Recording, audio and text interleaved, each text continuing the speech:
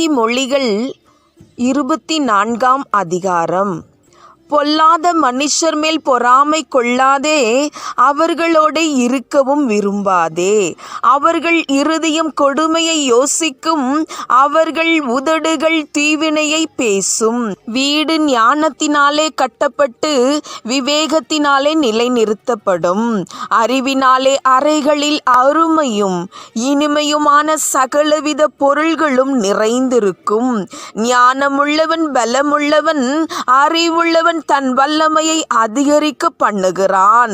நல் யோசனை செய்து யுத்தம் பண்ணு, ஆலோசனைக்காரர் அநேகரால் ஜெயம் கிடைக்கும். மூடனுக்கு ஞானம் எட்டாத உயரமாயிருக்கும், அவன் நியாயஸ்தலத்தில் தன் வாயை திறவான். தீவினை செய்ய உபாயம் செய்கிறவன் துஷ்டன் எண்ணப்படுவான். தீய நோக்கம் பாவமாம், பரியாசக்காரன் மனுஷருக்கு அருவருப்பானவன். ஆபத்து காலத்தில் நீ சோர்ந்து போவாயானால் உன் பலன் குறுகினது.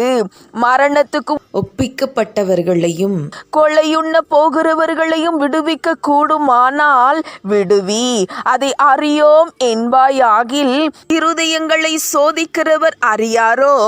உன் ஆத்துமாவை காக்கிறவர் கவனியாரோ? அவர் மனுஷருக்கு அவனவன் கிரியைக்கு தக்கதாக பலனளியாரோ?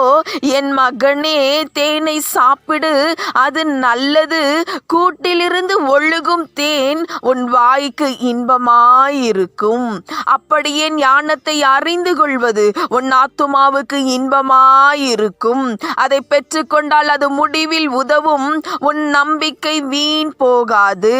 துஷ்டனே, நீ நீதிமானுடைய வாசஸ்தலத்துக்கு விரோதமாய் பதிவிராதே. அவன் தங்கும் இடத்தை பாழாக்கி போடாதே.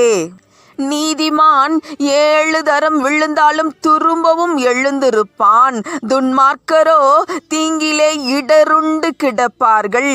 உன் சத்துரு விழும்போது சந்தோஷப்படாதே, அவன் இடரும்போது உன் இருதயம் களிகூராதிருப்பதாக.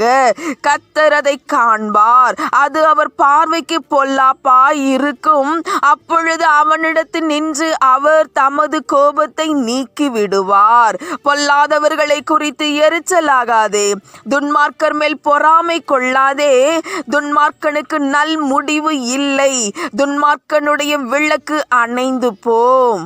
என் மகனே, நீ கர்த்தருக்கும் ராஜாவுக்கும் பயந்து நட. கலகக்காரரோடே கலவாதே. சடுதியில் அவர்களுடைய ஆபத்து எழும்பும், அவர்கள் இருவரின் சங்காரத்தையும் அறிந்தவன் யார்? பின்னும் ஞானமுள்ளவர்களின் புத்திமதிகள் என்னவெனில், நியாயத்திலே முகதாட்சணியம் நல்லது அல்ல.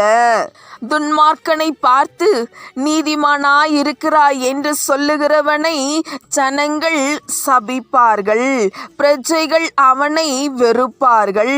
அவனை கடிந்து கொள்ளுகிறவர்கள் மேல் பிரியம் உண்டாகும், அவர்களுக்கு உத்தம ஆசீர்வாதம் கிடைக்கும். செம்மையான மறுமொழி சொல்லுகிறவன் உதடுகளை முத்தமிடுகிறவனுக்கு சமானம். வெளியில் உன் வேலையை எத்தனப்படுத்தி வயலில் அதை ஒழுங்காக்கி பின்பு உன் வீட்டை கட்டு. நியாயமின்றி பிறனுக்கு விரோதமாய் சாட்சியாக ஏற்படாதே. உன் உதடுகளினால் வஞ்சகம் பேசாதே. அவன் எனக்கு செய்த பிரகாரம் நானும் அவனுக்கு செய்வேன், அவன் செய்த செய்கைக்கு தக்கதாக நானும் அவனுக்கு சரிகட்டுவேன் என்று நீ சொல்லாதே.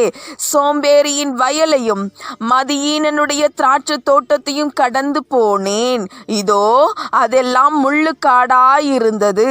நிலத்தின் முகத்தை காஞ்சொறி மூடினது, அதன் கச்சுவர் இடிந்து கிடந்தது.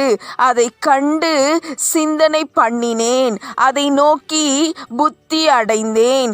இன்னும் கொஞ்சம் உறங்கட்டும், இன்னும் கொஞ்சம் கைமுடக்கி கொண்டு நித்திரை செய்யட்டும் என்பாயோ?